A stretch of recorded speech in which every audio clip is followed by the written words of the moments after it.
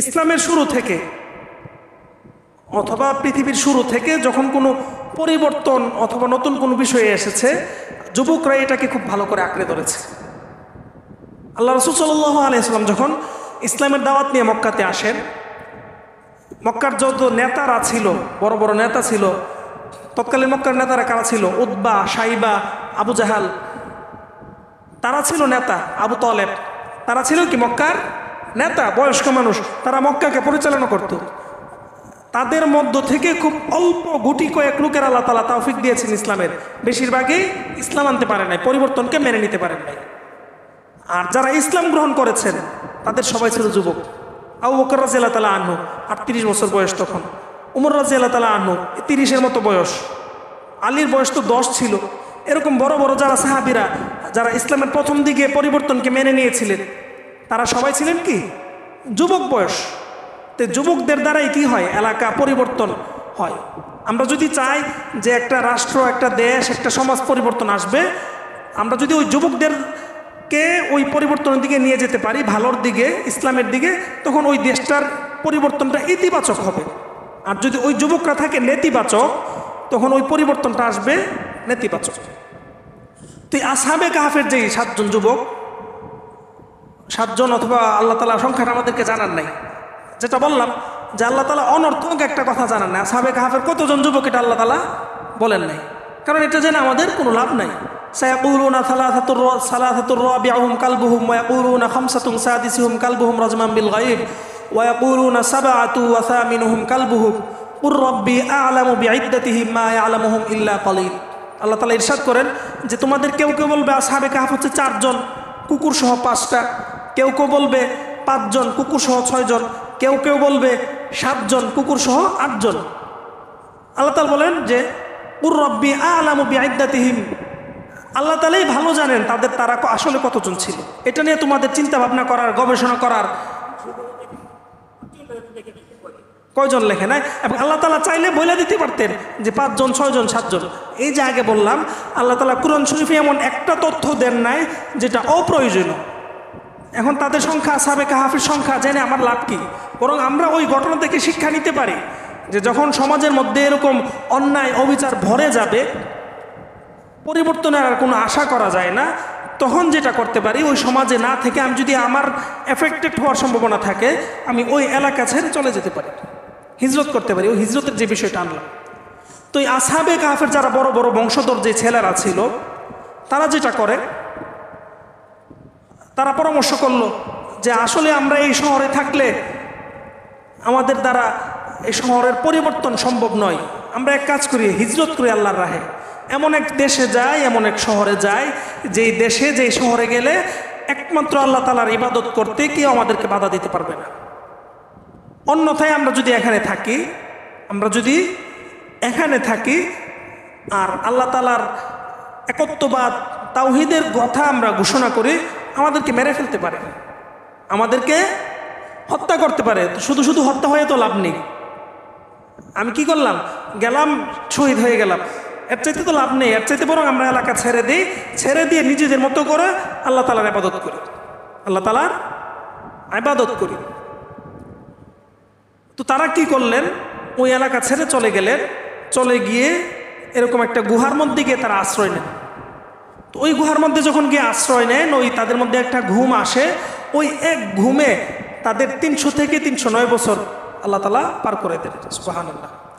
এই 300 বছর পরে যখন তারা আবার জাগ্রত হন, 300 বছর পরে তারা যখন আবার জাগ্রত হন, তখন তারা মনে করছে যে এক বেলা অথবা একদিন তারা ঘুমিয়েছিলেন।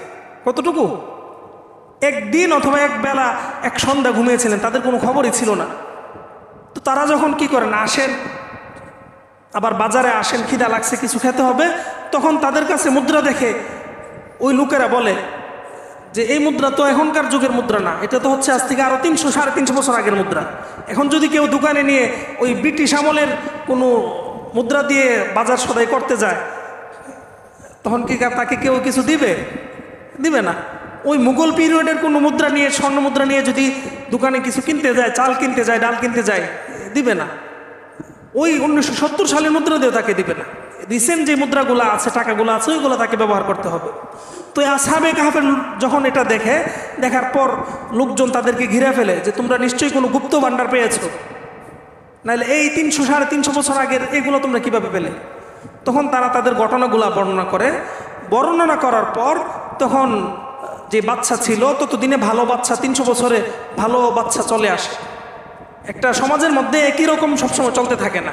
আজকে একজন থাকে, প্রত্যেকেই ঘোষণা করে যে কিয়ামত পর্যন্ত যতদিন থাকবে এই দেশ থাকবে ততদিন পর্যন্ত আমাদের নাম থাকবে, এই ঘোষণা সবাই বলতে থাকে, কিন্তু আসলে থাকে না। একটা সময় পাল্টাইয়া যায়, নতুন কেউ আসে, 100 বছর 200 বছর। আল্লাহ তাআলা বলেন যে যখন এরকমভাবে জমানাগুলা পাল্টায়, সময়গুলা পাল্টায়, নতুন নতুন যুগ আসে, প্রত্যেকেই মনে করতে থাকে যে আমাদের নাম চিরদিন থাকবে, কিন্তু আসলে চিরদিন থাকে না।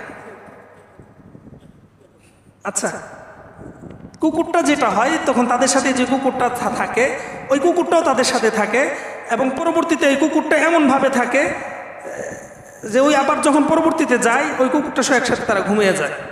এই ঘুমের মধ্যেই তাদের একেবারে সময় অতিবাহিত হয়ে যায়, তারা মৃত্যুবরণ করে। এবং ওই তৎকালীন বাদশা ওই এলাকাটার মধ্যে এরকম একটা ঘেরাও করে দেন যেন তাদেরকে কেউ ডিস্টার্ব না করতে পারে। এই অবস্থাতে তাদের ঘটনাটা শেষ হয়ে যায়। তো আসহাবের কাহাফের ঘটনা এখন কেন প্রাসঙ্গিক? যে আমাদের সমাজের মূল যে চালিকা শক্তি আছে যুবক, এই যুবকদেরকে আমাদের ইতিবাচক দিকে, কোন দিকে? ইতিবাচক দিকে, ইসলামের দিকে আমাদের পরিবর্তনটা আনতে হবে। যদি আনতে পারি তখন আমাদের দেশের ভবিষ্যৎ উজ্জ্বল। আর যদি তাদের পরিবর্তনটা আসে নেতিবাচক দিকে, তখন আমাদের দেশের জন্য ভালো কিছুর আশা আমরা করতে পারি না। তো যুবকরা হচ্ছে একটা দেশের, একটা সমাজের মূল চালিকা শক্তি। তো যেটা বলছিলাম, 3টা প্রশ্ন করেছিল। শেষ প্রশ্নটা ছিল ইয়াজুজ মাজুজ কারা? ইয়াজুজ মাজুজ কারা? তো ইয়াজুজ মাজুজ সম্পর্কে তখন আল্লাহ তাআলা বলেন যে একজন বাদশা ছিলেন জুলকারনাইন। প্রশ্নটা ছিল জুলকারনাইন বাদশা সম্পর্কে, যে একজন বাদশা সে পুরা বিশ্ব ভ্রমণ করেছিল ওই বাদশার ঘটনাটা বলার জন্য। তো ওই বাদশা ছিল এমন যে সে প্রথমে বিভিন্ন এলাকাতে যায়, যাওয়ার পর একটা এলাকাতে যাওয়ার পর ওই এলাকার লোকজন বলে যে ওই পাহাড়ের পাদদেশ থেকে লোকজন এসে আমাদেরকে এরকম হামলা করতে থাকে। তখন ওই বাদশা তাদেরকে যেটা করেন, এরকম একটা দেয়াল বা প্রাচীর তৈরি করে দেন, ওই প্রাচীরের মাধ্যমে তারা যেন আর না আসতে পারে। তো ওই বাহিনীটা হচ্ছে কি ইয়াজুজ মাজুজ। এবং হাদিসে যেটা বলা হয়েছে, কিয়ামতের পূর্বে ওই ইয়াজুজ মাজুজ বের হয়ে আসবে, এবং বের হয়ে আসার পর তারা পুরোপুরি পৃথিবীতে কি করবে? আবার রাজত্ব করবে। এই ছিল 3টা প্রশ্ন, যে রূহ কি, এটা কিভাবে হয়। তো আল্লাহ তাআলা এখানে কি জবাব দিয়েছেন আল্লাহ রাসূল সাল্লাল্লাহু আলাইহি ওয়াসাল্লামের কাছে, যে রূহ হচ্ছে আল্লাহ তাআলার একটা আদেশ। রূহ হচ্ছে কি আল্লাহ তাআলার একটা আদেশ, যে আদেশটা থাকলে মানুষের জীবন শক্তি থাকে, জীবন চালিত হয়।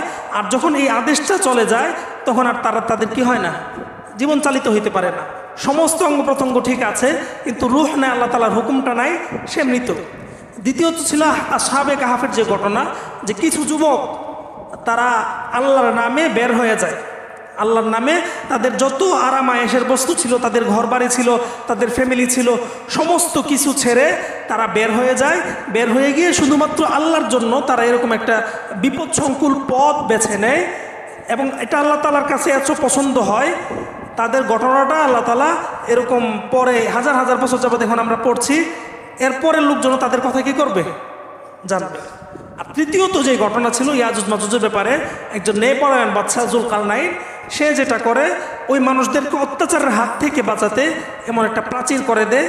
এবং জুলকারনাইন বাদশা বলে যে এই যে প্রাচীর করছি অথবা এই সমস্ত কাজ করছি, এটা কোনোটাই আমার পক্ষ থেকে না, একমাত্র আল্লাহ তাআলা আমাদেরকে তাওফিক দিয়েছেন বিধায় আমরা কি করতে পেরেছি। তো সম্মানিত মুসল্লিয়ানে কেরাম, যেটা থেকে শুরু করেছিলাম, যে আমাদের প্রত্যেকটা কাজের শুরুতে আমাদের নিয়ত, ইখলাস ঠিক করতে হবে। যদি নিয়তের মধ্যে আমাদের গরমিল হয়ে যায়, আমরা যতই নামাজ পড়ি, যতই রোজা রাখি, যতই ইবাদত বন্দেগী করি, আমাদের কোনো ইবাদত বন্দেগী কোনো কাজে আসবে না। আর আমার নিয়ত ঠিক আছে, আমার আমল অল্প। যদি আমল অল্প হয় কিন্তু নিয়ত ঠিক আছে, আল্লাহ তাআলা চাইলে এই আমল দ্বারাই আমাকে পার করে দিবেন। আর আমি পাহাড় পরিমাণ নেক আমল নিয়ে দাঁড়ালাম আল্লাহর কাছে, কিন্তু এর মধ্যে যদি রিয়া থাকে, লোকদেরকে দেখানোর বিষয় থাকে, এই পাহাড় পরিমাণ ইবাদতের কোনো মূল্য বা ভ্যালু থাকবে না। আমরা যাকে